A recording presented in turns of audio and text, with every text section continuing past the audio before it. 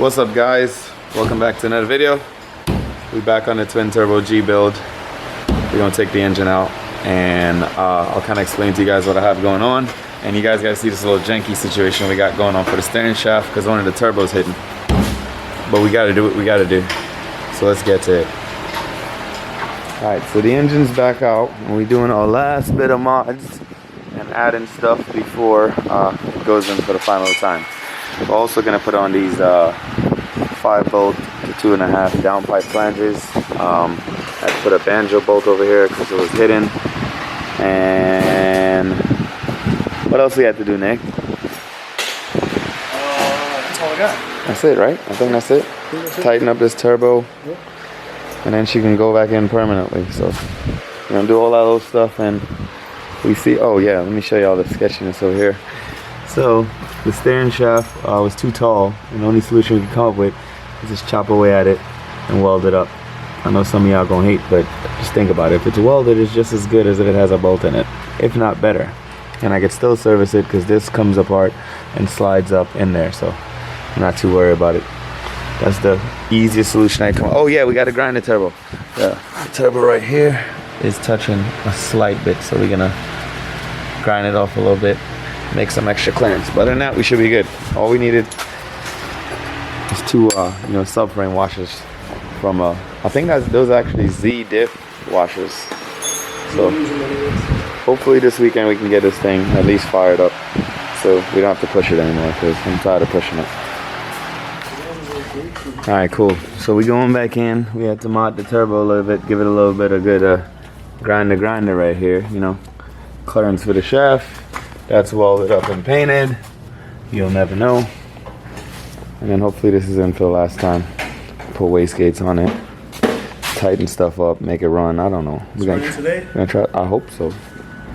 I mean, at least if it could putter or something and do something. Still gotta put some injectors in this bad boy. Or should I just wait and just put the thing on and make it run? Let's make it run. I knew he was gonna say that. We're gonna make it run. I mean, less work for today, so I guess that's okay. All right, so the engine's back in again. Hopefully for the last time. That looks really good there. That looks really good there. That's really tight, but nothing a little fab work can't fix. Nick went over there to try to get his thing to run, so I'm gonna go ahead and try to get the wire harness on this, and I gotta change one valve cover, and then we'll get the intake and stuff like that, and try to see if we can get this thing to run today. I'm not really that motivated, but I might as well get it done since it's raining outside anyways. Of course I can't work on this thing in peace because these guys show up and now we up to no good.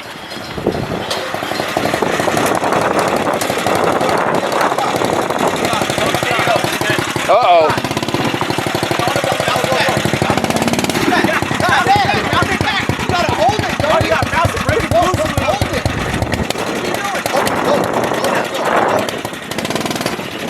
Hey, why don't you lower the front? Hey, get the forklift! And just tie it to the forklift. Don't hold it, don't bounce it. Do a burnout! Oh, man, it's gonna work, bro. Well, one way to deal with tropical storms. I look like I don't know what I'm doing. You ready? Yeah. Alright, let's go. Hold on. There you go. Water, bro. Water.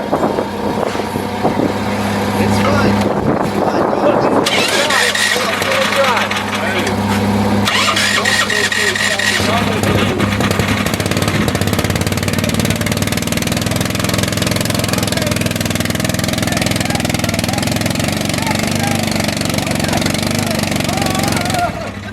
Hey, the whole fucking ice. Let's get it going a little bit. Got that? Yeah, let me see it. Hey, y'all gotta get it going a little bit. Hey, what you gonna do? Lift a little bit of weight now. Oh yeah. You need a different driver, right? Yeah,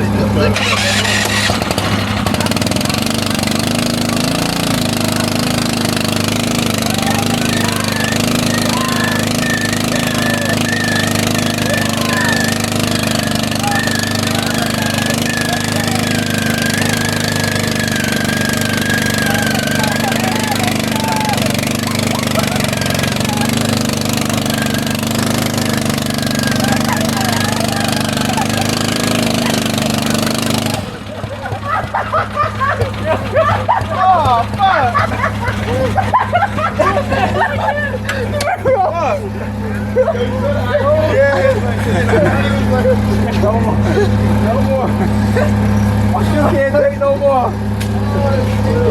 we didn't break nothing, so that's good. As long as we didn't break anything, that was successful. All right, so it's Sunday after a little burnout session with the golf cart. Obviously didn't get much done, but it's kind of because I realized I'm running into a bit of a problem here with this swap, which I'm gonna actually like stop and explain to you guys what's going on before we continue with the build, so y'all could kind of be on the same page. So let me explain. All right, so this car is actually a G35 Sedan. I did the facelift. Eddie wanted to say hi. Say hi, Eddie. Yeah, so I did the facelift, and I was gonna turbo it with the 3.5 HR, but the only software available to tune that is UpRev, and I really don't like UpRev. I find it too slow. You know, it's just too much to work with. Yada yada. Anyways, I tune a lot of EcuTech, so I wanted a car that can take EcuTech. So now I'm going to the 3.7 HR, which has, you know, the VVL and stuff. I was trying to avoid that at first, but now I don't even care anymore. I just want the car back, and I want it to be on EcuTech. I tried putting EcuTech on the 3.5 with a 370 3.7 computer, which is out of like a G37. I got it to work.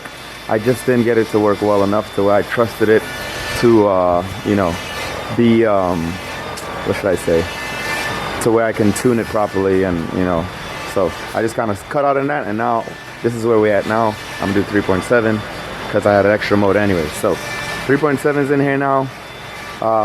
Swapped it in with the turbos, got the turbos to fit, did all the fab work, yada yada yada. Now, new problem. The harness is different. Right here, this big connector that goes right here is different because it's an older car. So now I have to swap the body harness in the car, which is why I stopped yesterday.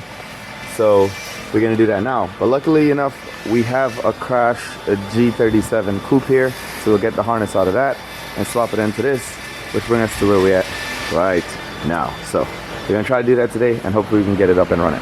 All right, so this is the crash G37 coupe. My brother's gonna go ahead and pull out the harness. He already started. It's literally the main body harness that goes with the IPDMER, the fuse box, just everything in the engine bay.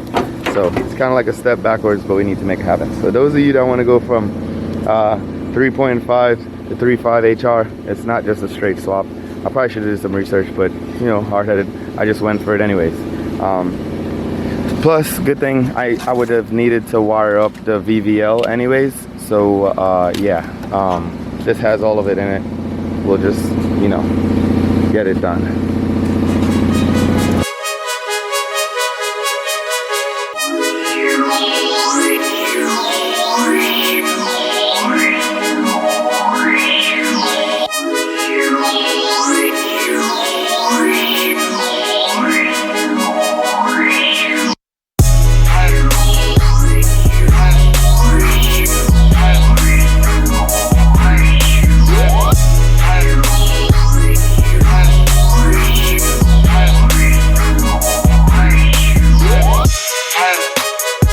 So we got both harness out and we're comparing it, and everything looks to be the same besides the stuff that I need, which is the VVL relays, and this connector is different.